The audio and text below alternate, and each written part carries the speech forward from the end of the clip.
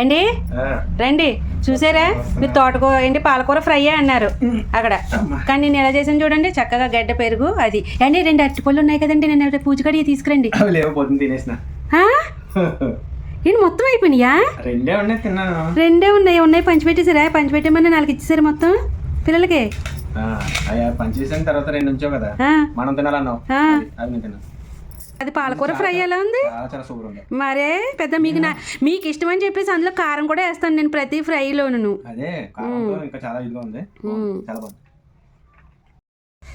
అయ్యో చక్కగా అట్టుపండు ఉంటే తిందిరండి, మంచి ఫుడ్. అవును మీకు పెరుగులోకే మరి